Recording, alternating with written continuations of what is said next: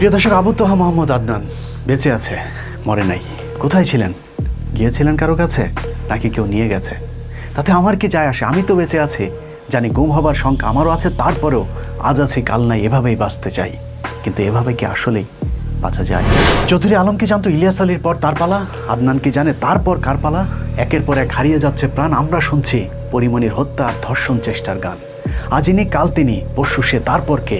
এভাবে গুনে গুনেই কি আমাদের দিন যাবে? না, এভাবে চলতে পারে না। কে, কারা, কেন, কিভাবে মানুষকে গুম করছে তা জানতেই আজকের পর্ব আপনাদের সাথে আছে আমি, ইলিয়াস হুসাইন। বাংলাদেশ একটি মৃত্যুপুরীর নাম। এই মৃত্যুপুরীতে কে, কেন, কখন মরছে, কারা মারছে, কেনই বা মারা হচ্ছে, তাও অজানাই থেকে যায়। মৃত্যুর পর লাশটুকু ফিরে পাবার অধিকারও হারিয়েছে বালের স্বাধীন দেশের এই পরাধীন নাগরিকেরা। গুম এখন এই রাজ্যের নিয়মিত এবং খুবই স্বাভাবিক একটি ঘটনা। যে কেউ যে কোনো সময় গুম হয়ে যেতে পারে, এমন অনিশ্চয়তা মাথায় নিয়েই নিশ্চিন্তে এদেশের মানুষ ঘুমায়। সৌভাগ্যক্রমে কিছু গুমের ঘটনায় মানুষের লাশ অন্তত পাওয়া যায়। তেমনি গুমের একটি ঘটনা নারায়ণগঞ্জের 7 খুন।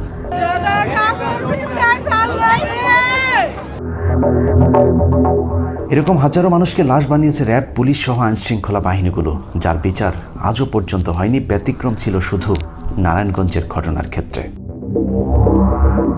এই ঘটনায় গুমের শিকার মানুষগুলোর পরিবার কিছুটা হলেও বিচার অন্তত পেয়েছে। নারায়ণগঞ্জের 7 জনকে কেন, কিভাবে গুম করা হয়েছিল সেটা এখন সবাই জানে। তবে আরেকটু ভেতরের খবর জানতে আমি নিজেই ঢাকা কেন্দ্রীয় কারাগারে গিয়েছিলাম লেফটেন্যান্ট কর্নেল তারেক সাইদের সাথে দেখা করতে। আইনা তাকে জিজ্ঞাসাবাদ করা হয়েছে, তারপরে তাকে নিয়ে অস্ত্র উদ্ধারে গেছি, ওখানে যায় সেগুলোগুলি খেয়াল করে দেখে সবগুলি কিন্তু কাহিনী একরকম। আমরা কিন্তু ফটো মেরা ফেলি না। যিনি 7 খুনের ঘটনায় প্রধান অভিযুক্ত, 2014 সালে জেলখানায় যেদিন তার সাথে আমার সাক্ষাৎ হয়েছিল, সেদিন তিনি বেশ কিছু গুরুত্বপূর্ণ স্পর্শকাতর তথ্য দিয়েছিলেন, যা আমি গোপনীয়ভাবে রেকর্ড করেছিলাম।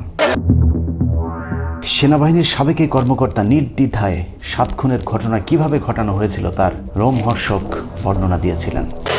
24 অথবা 23 মার্চ টাইমটা ইয়াতে আমাদের ওই অধিনায়ক কনফারেন্স হয়, একটা মাসিক কনফারেন্স হয় অধিনায়কদের, সিওদের। ওখানে আমার একটা তালিকা দিল, ওটার মধ্যে এরকম 3 জনের নাম। একটা হচ্ছে লক্ষ্মীপুরের জিশান, এখানে হচ্ছে নজরুল, আর একটা কুমিল্লার জানি কার নাম দিতে, আরেকটা এটা নাম না, আর নাম মনে নেই আমার। এটা কিসের জন্য এই লিস্ট? পুরস্কারের জন্য? এটা তো নজরুলের জায়গায় লেখা জি, জি, কিন্তু আমাদের কাছে অন্য সিম্বল আছে জি রকম। যেদিনে ঘটনা তারপর দিন আইসা আমি আরে ধরছি আমার সমস্ত অফিসারদেরকে নিয়ে বসি, বসে লিস্ট নিয়ে ওপেন, এটা তো লুকেন চাপড় ছিল, এটা তো হেডকোয়ার্টার আদেশ। ওপেন শোনাই দিলাম যে এটা ধরো, এটা ধরো, এটা ধরো। র্যাবের সাবেক এই সিওর বক্তব্য অনুযায়ী র্যাবের প্রতি মাসে একটি মিটিং হয়। সেই মিটিংয়ে স্বরাষ্ট্র মন্ত্রণালয় থেকে যে তালিকা র্যাব হেডকোয়ার্টারে পাঠানো হয়, সেগুলো সংশ্লিষ্ট ব্যাটালিয়নের সিওদের কাছে দেওয়া হয়। এরপর সুবিধামতো সুযোগ সময় অনুযায়ী তালিকাভুক্ত সেই ব্যক্তিকে খুন করা উক্ত ব্যাটালিয়নের জন্য সরকারি দায়িত্ব হয়ে দাঁড়ায়। তারেক সাইদের এই বক্তব্য সত্যি হলে র্যাবের প্রতিটি গুম খুনের জন্য স্বরাষ্ট্রমন্ত্রী ও প্রধানমন্ত্রী সহ রাষ্ট্রের গুরুত্বপূর্ণ অনেকের বিচার হওয়া প্রয়োজন। শুধুমাত্র তারেক সাইদের বিচার হলেই গুম কখনোই বন্ধ হবে না। প্রিয় দর্শক, এভাবে আমাদের ট্যাক্সের টাকায় চলা একটা বাহিনী দিনের পর দিন আমাদেরকেই গুম করছে। এসব তো পুরাতন খবর। আজকে বিদেশি আরেকটি বাহিনীর গুমের খবর জানাবো। 1971 সালে বাংলাদেশ তথাকথিত স্বাধীন হলেও আসলে আমরা এখনো পরাধীন আছি।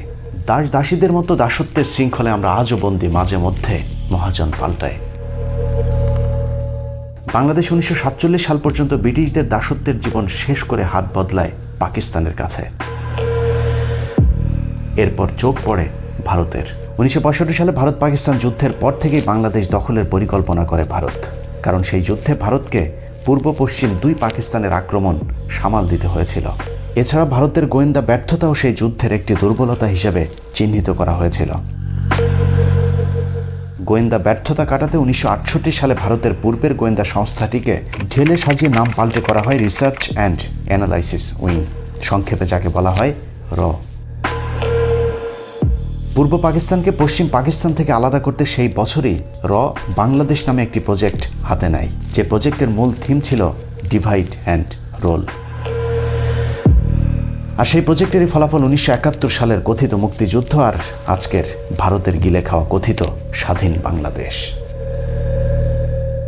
রয়ের সেই প্রজেক্টের কাজ খুব বেশি কঠিন হয়নি, কারণ তাদেরকে সহায়তা করেছে তৎকালীন বাংলাদেশের কিছু ক্ষমতালোভী রাজনৈতিক নেতা। এই ক্ষেত্রে ভারতের সবচেয়ে পছন্দের লোক ছিলেন শেখ মুজিবুর রহমান।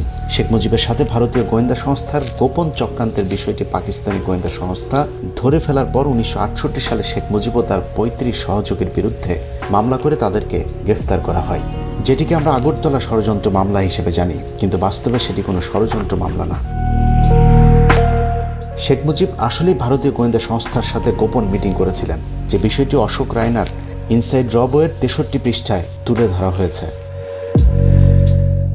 সে মামলার একজন অন্যতম আসামি ক্যাপ্টেন এ শওকত আলী 2011 সালে প্রকাশিত তার বইয়ে স্বীকার করেন শেখ মুজিব আসলেই ভারতের সাথে গোপন চক্রান্ত করেছিল, যা আবার গুরুত্ব সহকারে আগরতলা ষড়যন্ত্র মামলার উইকিপিডিয়াতেও সংযুক্ত করেছে কর্তৃপক্ষ। এসব কারণে পূর্ব আর পশ্চিম পাকিস্তানের নেতাদের মধ্যে অবিশ্বাস বাড়তে শুরু করে। সেই সাথে ভৌগোলিক কারণে পশ্চিমাদের আমাদের প্রতি বৈষম্যের দৃষ্টি তো আগে থেকেই ছিল। পশ্চিম পাকিস্তানের দুঃশাসন থেকে বাঁচতে পূর্ব পাকিস্তানিদের স্বাধীনতা প্রয়োজন ছিল, এটা সত্য, কিন্তু ভারত আমাদেরকে সহায়তা করার জন্য নয়, বরং পশ্চিম পাকিস্তান থেকে পূর্ব পাকিস্তানকে আলাদা করে তারপর আমাদেরকে শোষণ করতে চেয়েছিল, যে কাজটি এখন তারা করছে। 1971 সালের 26শে মার্চ মুক্তিযুদ্ধ শুরু হবার পর ইন্দিরা গান্ধী, তাজউদ্দিন, ব্যারিস্টার আমিরুল এবং রেহমান সোবানের সাথে প্রথম সাক্ষাৎ করেন 4 এপ্রিল। ইন্দিরা গান্ধী সেদিনই মুক্তিযুদ্ধে ভারতের সর্বাত্মক সমর্থনের কথা বলেন। একদিকে তাজউদ্দিনদেরকে সহায়তার আশ্বাস দিলেও ইন্দিরা চেয়েছিলেন বাংলাদেশ স্বাধীন হলেও এই দেশটা যেন কখনোই কার্যকর রাষ্ট্র হতে না পারে সেটা নিশ্চিত করতে। যে কারণে ইন্দিরা তাজউদ্দিনকে সমর্থনের কথা বললেও পাশাপাশি তৎকালীন রয়ের প্রধান রমেশ্বর নাথ কাউকে দায়িত্ব দেন তাজউদ্দিনের বিপরীতে আরেকটি বাহিনী তৈরি করতে, যারা স্বাধীনতার পর ভারতের কথা মতো কাজ করবে। ইন্দিরার কথা অনুযায়ী শুরু হয় রয়ের মিশন। এরই মধ্যে 10 এপ্রিল মুজিবনগর সরকার গঠনকে কেন্দ্র করে তাজউদ্দিন ও শেখ মুজিবের ভাগ্নে শেখ মনির মধ্যে চরম দ্বন্দ্ব দেখা দেয়। মুজিবনগর সরকারে কোনো পদে রাখা হয়নি বলে শেখ মনি, তোফায়েল সহ আওয়ামী লীগের বেশ কয়েকজন নেতা বিদ্রোহী হয়ে মুজিবনগর সরকারকে প্রত্যাখ্যান করে, এবং পুরো মুক্তিযুদ্ধের সময়টা শেখ মনি, তোফায়েলরা কখনোই মুজিবনগর সরকারকে স্বীকৃতি দেয়নি। যদিও সেই আওয়ামী লীগই আজ মুজিবনগর দিবস পালন করে। যা হোক, তাজউদ্দিন ও মনি গ্রুপের মধ্যে দ্বন্দ্ব শুরু হলে সেটাকে লুফে নেয় ভারত। একদিকে মুজিবনগর সরকারকে সমর্থন দেয়, অন্যদিকে শেখ মনির পক্ষে থাকা তোফায়েল, আব্দুর রাজ্জাক, সিরাজুল আলম খান সহ বেশ কয়েকজন নেতাকে ডেকে নিয়ে মুক্তিযোদ্ধাদের প্রতিপক্ষ আরেকটি বাহিনী তৈরি করেন, যার নাম দেয়া হয় বিএলএফ বা বাংলাদেশ লিবারেশন ফ্রন্ট। পরবর্তীতে যেটাকে মুজিব বাহিনী বলা হতো। শেখ মুনির নেতৃত্বে এই বাহিনীকে দেরাদুনে নিয়ে সামরিক প্রশিক্ষণেরও ব্যবস্থা করে ভারত। এভাবেই ভারতের কারসাজিতে দেশ স্বাধীন হবার আগেই দুটি দলে বিভক্ত করে দেওয়া হয় বাংলাদেশের রাজনীতিকে। পুরো মুক্তিযুদ্ধের 9 মাস ধরে চলেছে মুজিব বাহিনী ও মুক্তি বাহিনীর মধ্যে দ্বন্দ্ব। মুজিব বাহিনীর সাথে মুক্তি বাহিনীর বিরোধ কতটা প্রকট ছিল তার বর্ণনা ইতিহাস থেকে একটু জেনে আসা যাক। মূলধারা 71 বইয়ের 119 নম্বর পাতায় বলা হয়েছে, মুক্তিযুদ্ধ চলাকালীন অক্টোবরের মাঝামাঝিতে মুজিব বাহিনী তাজের বিরুদ্ধে চরম বেপরোয়া হয়ে ওঠে। মূলধারা 71 বইয়ের 120 নম্বর পাতায় একটি স্পর্শকাতর তথ্য দেওয়া হয়েছে, যেখানে বলা হয়েছে মুজিব বাহিনীর এক সদস্য অস্ত্রসহ তৎকালীন অস্থায়ী সরকারের প্রধানমন্ত্রী তাজউদ্দিনের কার্যালয়ে যান। সেখানে গিয়ে তিনি জানান শেখ মনিরা তাজউদ্দিনকে খুন করার পরিকল্পনা করেছে এবং সেই খুনের দায়িত্ব জনৈক সেই ব্যক্তির হাতেই দেওয়া হয়েছে। কিন্তু বিবেকের তাড়নায় তিনি তাজউদ্দিনকে খুন না করে তার আগেই বিষয়টি তাকে জানাতে এসেছেন। মূলধারা 71 বইয়ের 120 পাতার শেষ 2 লাইনের সাথে 121 পাতার প্রথম 2 লাইন যোগ করলে দেখা যায় মুজিব বাহিনী ছিল মূলত রয়ের নিয়ন্ত্রিত একটি বাহিনী। মুক্তিযোদ্ধারা যেন কোনোভাবেই ভারতের সহায়তা ছাড়া দেশ স্বাধীন করতে না পারে, সেজন্য মুক্তি বাহিনী ও মুজিব বাহিনীর মধ্যে একটি কোন্দল জিয়ে রাখে। 125 নম্বর পাতায় বলা হয়েছে, রয়ের মদদে মুজিব বাহিনীর মুক্তিযুদ্ধ বিরোধী কর্মকাণ্ড থেকে বাঁচতে সৈয়দ নজরুল ইসলাম ও তাজউদ্দিন দিল্লিতে ইন্দিরা গান্ধীর সাথে দেখা করতে যান। ইন্দিরা বিষয়টি জানার পর মীমাংসা করার আশ্বাস দিয়ে ডিপি ধরকে দায়িত্ব দেন। বইয়ের 126 পাতায় বলা হয়েছে, মুক্তিযোদ্ধা ও মুজিব বাহিনীর কোন্দল মেটাতে মেজর জেনারেল বিএন সরকার একটি মিটিং কল করেন। সেই মিটিংয়ে মুক্তিযোদ্ধাদের পক্ষে জেনারেল ওসমানী ও তাজউদ্দিন আহমেদ উপস্থিত থাকলেও শেখ মনির মুজিব বাহিনীর পক্ষ থেকে সেখানে কেউই যাননি। আসলে এ সবই ছিল ভারতের নাটক। ভারত দুই পক্ষকেই দুইভাবে দুই গ্রুপের বিরুদ্ধে খেপিয়ে তুলেছিল। কেন মুক্তিবাহিনীর বিরুদ্ধে আরেকটা বাহিনী অর্থাৎ মুজিব বাহিনী তৈরি করা হয়েছিল সেটা পরিষ্কার হয় ৭১-এর সেপ্টেম্বর মাসে। মুজিব বাহিনীর অত্যাচারে প্রবাসী সরকার বাধ্য হয় ভারতের সাথে একটি চুক্তি করতে। ৭ দফা মৈত্রী চুক্তির ভয়ঙ্কর সেই ধারাগুলো হচ্ছে, যারা মুক্তিযুদ্ধে সক্রিয়ভাবে অংশ নিয়েছে তাদেরকে শুধু প্রশাসনিক পদে রাখা হবে, বাকি বাঙালি কর্মকর্তাদের চাকরিচ্যুত করে শূন্য পদে ভারতীয় নাগরিকেরা প্রশাসনিক দায়িত্ব নেবে। বাংলাদেশ স্বাধীন হলেও প্রয়োজনীয় সংখ্যক ভারতীয় সৈন্য বাংলাদেশে অবস্থান করবে, তবে কতদিন তারা এই দেশে থাকবে তার সুনির্দিষ্ট কোনো সময়সীমা বেঁধে দেওয়া হয়নি চুক্তিতে। চুক্তির ৩ নম্বর দফায় বলা হয়েছে, বাংলাদেশে নিজস্ব কোনো সেনাবাহিনী থাকবে না।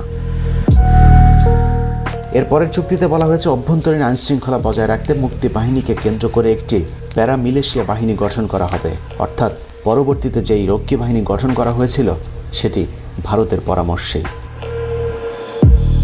চুক্তির ৫ নম্বর দফায় বলা হয়েছে, যুদ্ধে পরবর্তী দিনগুলোতে মুক্তি বাহিনীর অধিনায়কত্ব করবেন ভারতীয় সেনাপ্রধান, আর মুক্তি বাহিনী ভারতীয় সেনাবাহিনীর অধীনে যুদ্ধ করবে। চুক্তির শেষের 2টি দফা যথাক্রমে ঠিক এরকম। দুদেশের বাণিজ্যিক সম্পর্ক হবে খোলা বাজার কেন্দ্রিক। বিদেশি কোনো রাষ্ট্রের সাথে বাংলাদেশ কখনোই সরাসরি যোগাযোগ করতে পারবে না। সেক্ষেত্রে ভারতের সাথে পরামর্শ করে বাংলাদেশের পররাষ্ট্র মন্ত্রণালয় সব বিষয়ে সিদ্ধান্ত নেবে।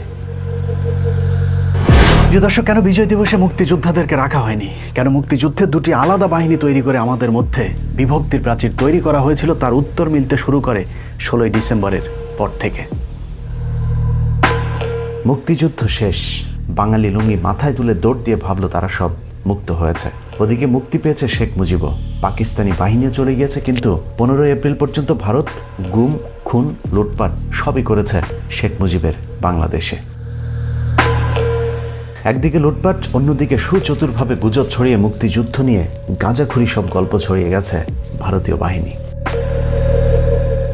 সবচেয়ে বড় গুজব বুদ্ধিজীবী হত্যাকাণ্ড।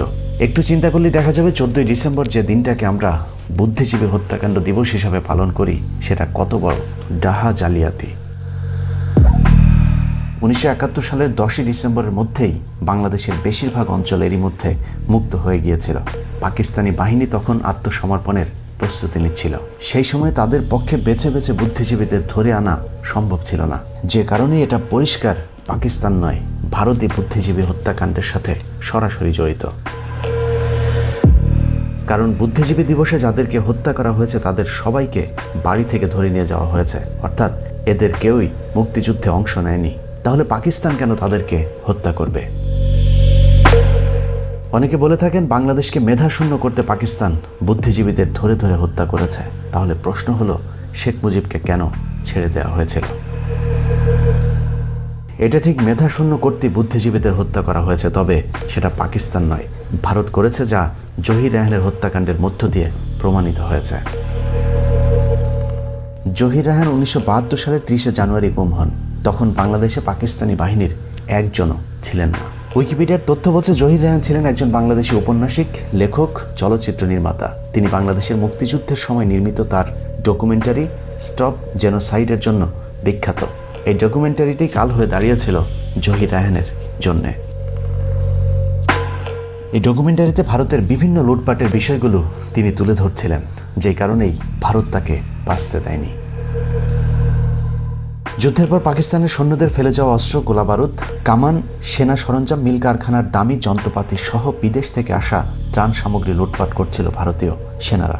আর সেই সবের তথ্যচিত্র জহির রায়হান তার ডকুমেন্টারিতে তুলে আনার কারণেই ভারতীয় বাহিনী তাকে গুম করে নিয়ে যায়। তারা লোকজনদেরকে বাধ্য করত বাড়িটার জিনিসপত্র লুট করতে। এরপর তারা মুভি ক্যামেরা দিয়ে এসব লুটেরাদের শুটিং করত।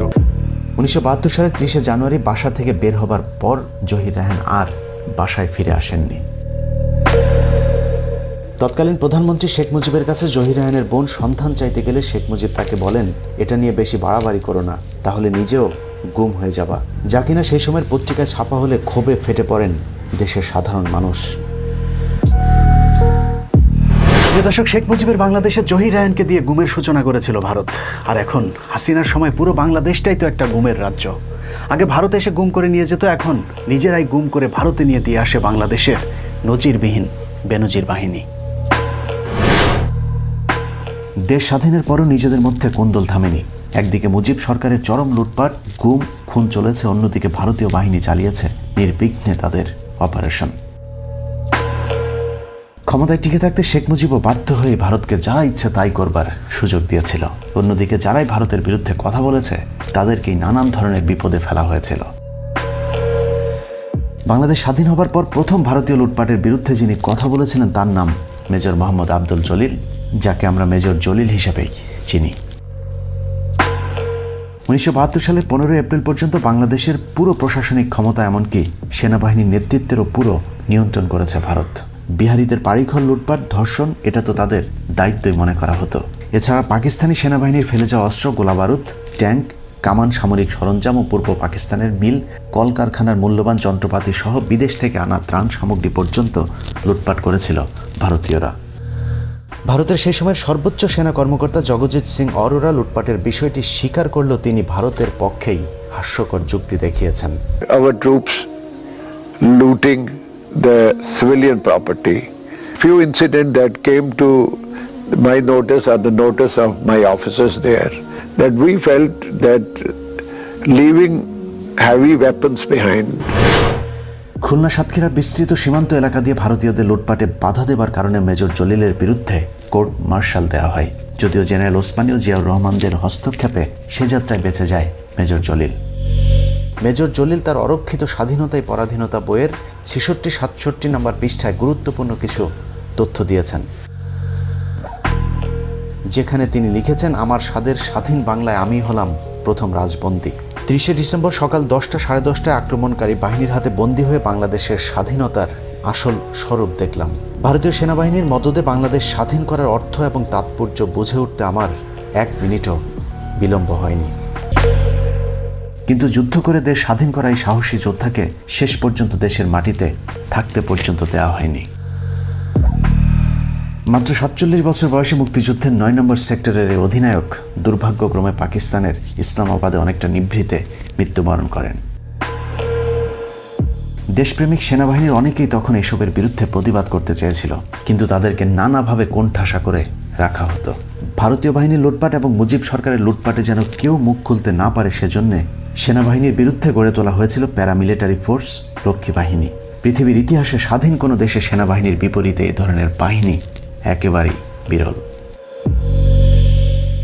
এসব লুটপাটের বিরুদ্ধে প্রতিবাদ করায় মুক্তিযুদ্ধের সর্বাধিনায়ক জেনারেল ওসমানী সহ তাজউদ্দিনদেরকে প্রথমে এমপি মন্ত্রী করা হলেও পরে বাদ দিয়ে দেওয়া হয়েছিল। দিল্লির দাসত্ব মেনে নেওয়ার জন্য করাচির বিরুদ্ধে যুদ্ধ করেনি বলা মরহুম আব্দুল হামিদ খান ভাসানীকে পর্যন্ত গৃহবন্দী করেছিল শেখ মুজিব। অবশ্য দেশপ্রেমিক সেনাবাহিনীকে ধ্বংস করে দেশের বিরুদ্ধে কাজ করার সুযোগ বাকশালী শেখ মুজিবকে খুব বেশি দিন দেয়নি সেনাবাহিনী।